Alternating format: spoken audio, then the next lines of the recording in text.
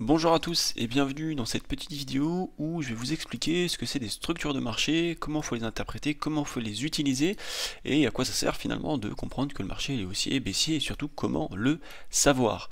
En tout cas dans un premier temps, à noter, je fais une grosse parenthèse, que les structures de marché sont différentes de ce qu'on appellera le biais du marché. D'accord? Parce que parfois vous allez pouvoir avoir potentiellement ce qu'on appelle des structures haussières, mais la vérité c'est qu'on ne sera pas haussier. Ok, donc ça il faudra le comprendre. On sera soit dans une correction, soit dans une impulsion. Et ça en l'occurrence c'est ce qu'on appelle l'order flow qu'on verra encore après. D'accord? La structure de marché, très simplement, qu'est-ce que c'est? C'est assez simple, c'est que soit le marché en fait il a deux caractères, il peut être soit haussier, soit baissier. D'accord? Donc, traditionnellement parlant, on pourrait dessiner, un débutant dessinerait un marché haussier de cette manière-là, d'accord, et dessinerait un marché baissier de cette manière-là. Bon, ça, c'est vraiment la vision débutante, d'accord, donc soit on est baissier, soit on est haussier, mais la vérité, c'est que c'est beaucoup plus compliqué que ça, parce c'est ce qu'on appelle la fractalité qui rentre en compte, et bon, ça, on en parlera encore dans une autre vidéo, on va vraiment y aller étape par étape, parce que ça va faire beaucoup d'informations sinon.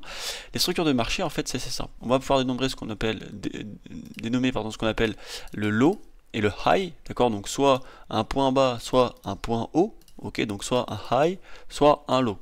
Très simplement, donc un débutant, comme je l'ai expliqué, il va pouvoir dessiner un marché haussier de cette manière-là et un marché baissier de cette manière-là, ok. Quelqu'un d'intermédiaire va pouvoir dessiner un marché haussier, par exemple, de cette manière-là, ok, et un marché baissier, pourquoi pas, de cette manière-là. Ok, et donc en fait, comment on interprète un petit peu tout ça, c'est assez simple, c'est que ici on est haussier, donc on le voit, entre le départ et l'arrivée, le prix, si vous voulez, est vers le haut, donc il a pris en valeur, hein, il est passé du point 0 au point 10, donc forcément il est haussier. Donc ici on aurait un low, là on a ce qu'on appelle un high, un low, un high, un low, un high, un low et un high, d'accord. A contrario, sur un marché baissier, ici on aurait un high, un low, un high, un low, un high, un low et un high. D'accord? Pour donner encore plus de détails, si vous voulez, un petit peu à tout ça, bon, la vraie vérité c'est que vous ne l'utiliserez pas quand vous allez entre guillemets analyser votre prix ou quoi que ce soit là, d'accord, c'est vraiment de la théorie, c'est pour savoir un peu comment on interprète le prix, comment on le regarde, comment on le visualise, d'accord. On va prendre l'exemple ici. Par exemple, ici vous avez ce qu'on appelle un low.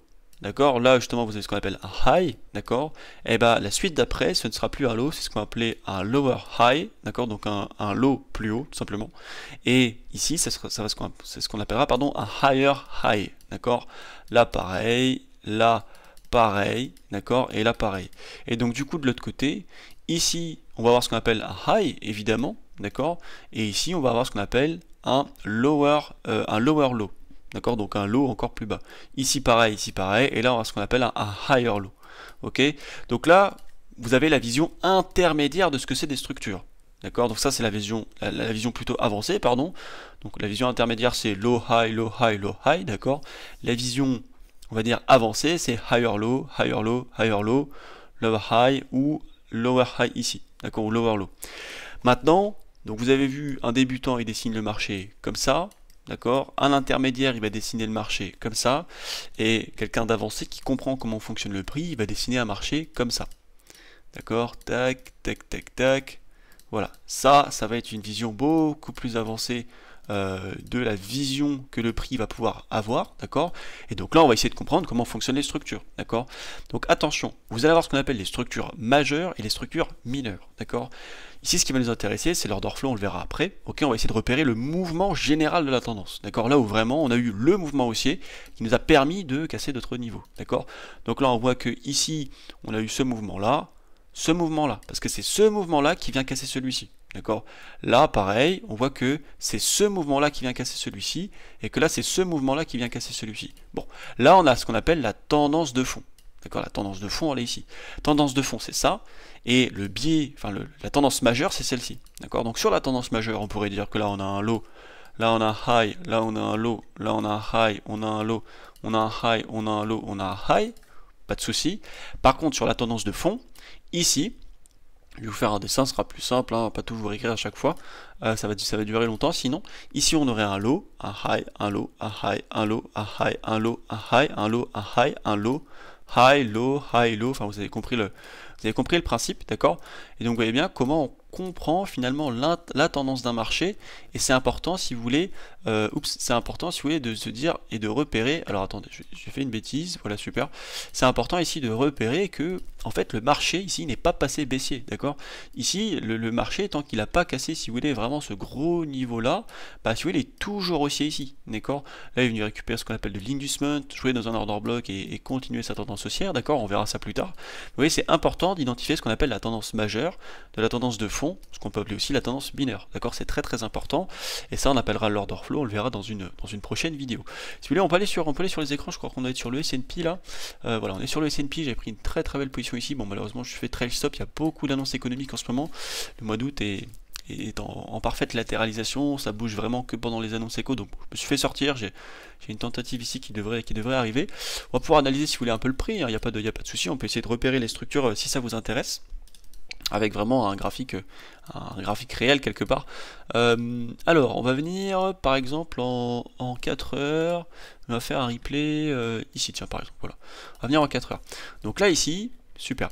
Ici, on va débuter là, d'accord? Donc là, on voit que par exemple, ici, hop, super, on a un low, là on a un high, d'accord? Là on a un low, là on a un high, là on a un low, là on a un high, là on a un low.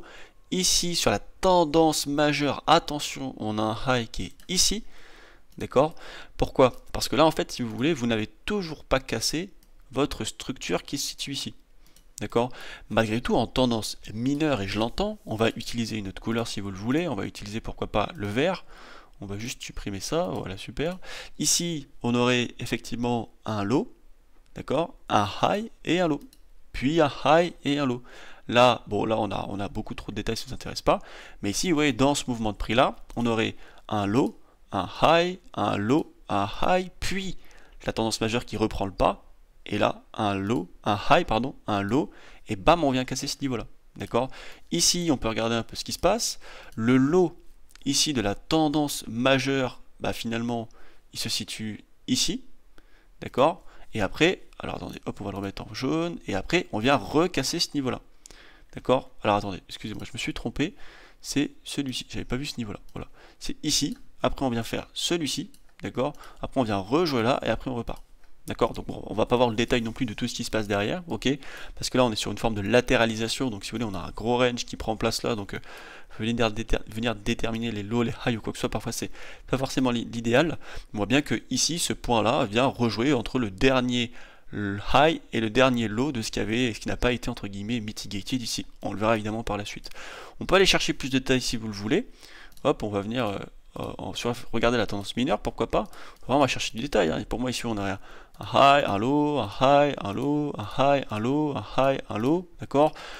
Ici on aurait pourquoi pas un high, un low, un high, un low, un high, un low, etc. D'accord? Et ici pareil on a tout ce genre de choses qui prend place, d'accord?